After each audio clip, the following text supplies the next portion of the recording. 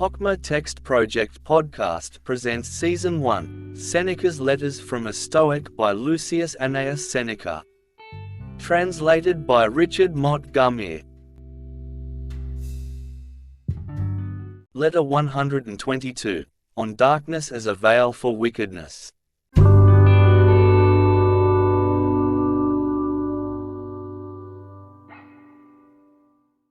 The day has already begun to lessen. It has shrunk considerably, but yet will still allow a goodly space of time if one rises, so to speak, with the day itself. We are more industrious, and we are better men if we anticipate the day and welcome the dawn, but we are base churls if we lie dozing when the sun is high in the heavens, or if we wake up only when noon arrives, and even then to many it seems not yet dawn. Some have reversed the functions of light and darkness. They open eyes sodden with yesterday's debauch only at the approach of night. It is just like the condition of those peoples whom, according to Virgil, nature has hidden away and placed in an abode directly opposite to our own, when in our face the dawn with panting steeds breathes down, for them the ruddy evening kindles her late lit fires. It is not the country of these men, so much as it is their life, that is, directly opposite, to our own. There may be antipodes dwelling in this same city of ours who, in Cato's words, have never seen the sun rise or set. Do you think that these men know how to live, if they do not know when to live? Do these men fear death, if they have buried themselves alive? They are as weird as the birds of night. Although they pass their hours of darkness amid wine and perfumes, although they spend the whole extent of their unnatural waking hours in eating dinners, and those too cooked separately to make up many courses, they are not really banqueting, they are conducting their own funeral services. And the dead at least have their banquets by daylight. But indeed to one who is active no day is long.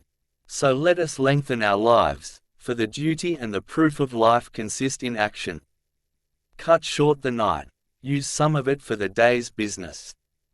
Birds that are being prepared for the banquet, that they may be easily fattened through lack of exercise, are kept in darkness, and similarly, if men vegetate without physical activity, their idle bodies are overwhelmed with flesh, and in their self-satisfied retirement the fat of indolence grows upon them. Moreover, the bodies of those who have sworn allegiance to the hours of darkness have a loathsome appearance. Their complexions are more alarming than those of anemic invalids, they are lackadaisical and flabby with dropsy, though still alive, they are already carrion. But this, to my thinking, would be among the least of their evils. How much more darkness there is in their souls! Such a man is internally dazed, his vision is darkened, he envies the blind. And what man ever had eyes for the purpose of seeing in the dark? You ask me how this depravity comes upon the soul, this habit of reversing the daylight and giving over one's whole existence to the night? All vices rebel against nature, they all abandon the appointed order. It is the motto of luxury to enjoy what is unusual, and not only to depart from that which is right, but to leave it as far behind as possible, and finally even take a stand in opposition thereto. Do you not believe that men live contrary to nature who drink fasting, who take wine into empty veins, and pass to their food in a state of intoxication? And yet this is one of youth's popular vices, to perfect their strength in order to drink on the very threshold of the bath, amid the unclad bathers, nay even to soak in wine and then immediately to rub off the sweat which they have promoted by many a hot glass of liquor. To them, a glass after lunch or one after dinner is bourgeois. It is what the country squires do, who are not connoisseurs in pleasure. This unmixed wine delights them just because there is no food to float in it, because it readily makes its way into their muscles. This boozing pleases them just because the stomach is empty. Do you not believe that men live contrary to nature who exchange the fashion of their attire with women? Do not men live contrary to nature who endeavor to look fresh and boyish at an age unsuitable for such an attempt? What could be more cruel or more wretched? Cannot time and man's estate ever carry such a person beyond an artificial boyhood? Do not men live contrary to nature who crave roses in winter, or seek to raise a spring flower like the lily by means of hot water heaters and artificial changes of temperature? Do not men live contrary to nature who grow fruit trees on the top of a wall, or raise waving forests upon the roofs and battlements of their houses, the roots starting at a point to which it would be outlandish for the tree tops to reach? Do not men live contrary to nature who lay the foundations of bathrooms in the sea and do not imagine that they can enjoy their swim unless the heated pool is lashed as with the waves of a storm?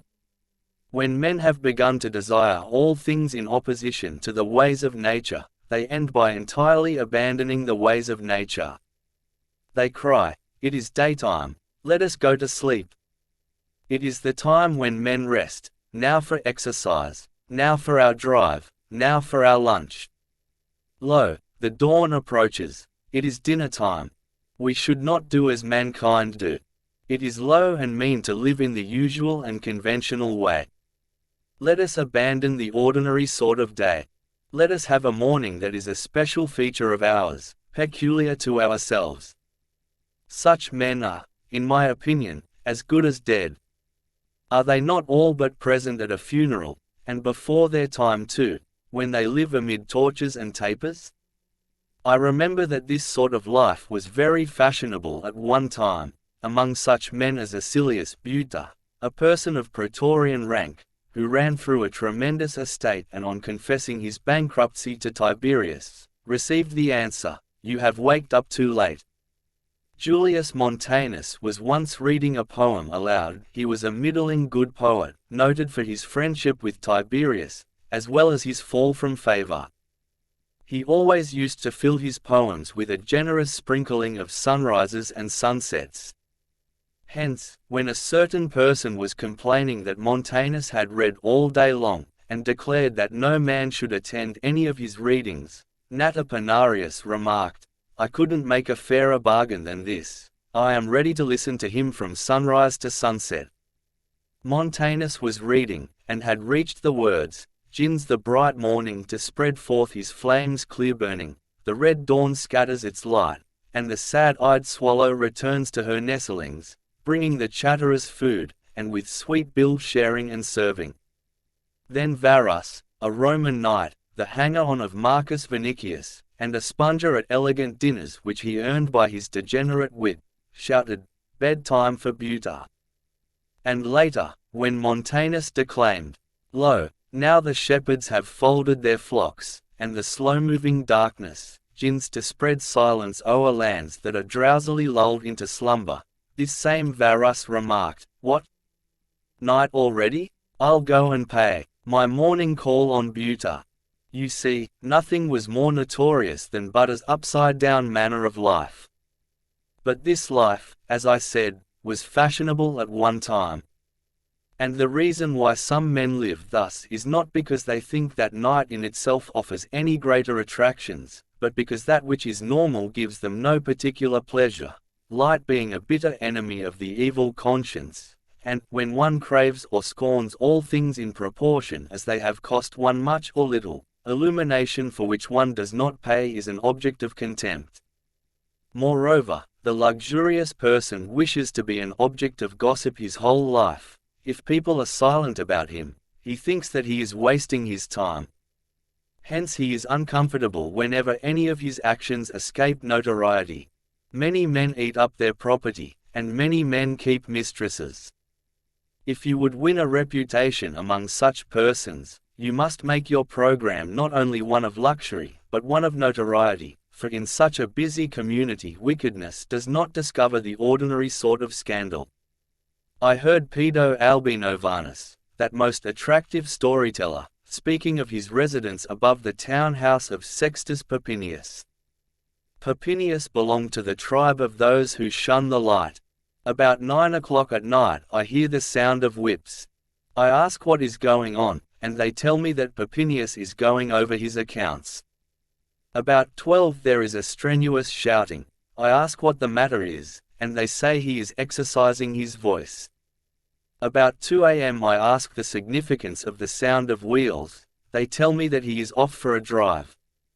And at dawn there is a tremendous flurry calling of slaves and butlers, and pandemonium among the cooks. I ask the meaning of this also, and they tell me that he has called for his cordial and his appetizer, after leaving the bath.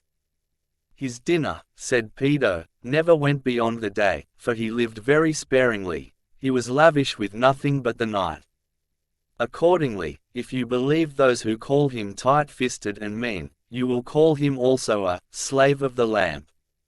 You should not be surprised at finding so many special manifestations of the vices, for vices vary, and there are countless phases of them, nor can all their various kinds be classified. The method of maintaining righteousness is simple, the method of maintaining wickedness is complicated, and has infinite opportunity to swerve. And the same holds true of character. If you follow nature, character is easy to manage, free, and with very slight shades of difference, but the sort of person I have mentioned possesses badly warped character, out of harmony with all things, including himself. The chief cause, however, of this disease seems to me to be a squeamish revolt from the normal existence. Just as such persons mark themselves off from others in their dress, or in the elaborate arrangement of their dinners, or in the elegance of their carriages, even so they desire to make themselves peculiar by their way of dividing up the hours of their day. They are unwilling to be wicked in the conventional way, because notoriety is the reward of their sort of wickedness. Notoriety is what all such men seek, men who are, so to speak, living backwards. For this reason, Lucilius, let us keep to the way which nature has mapped out for us, and let us not swerve therefrom. If we follow nature, all is easy and unobstructed, but if we combat nature, our life differs not a whit from that of men who row against the current. Farewell.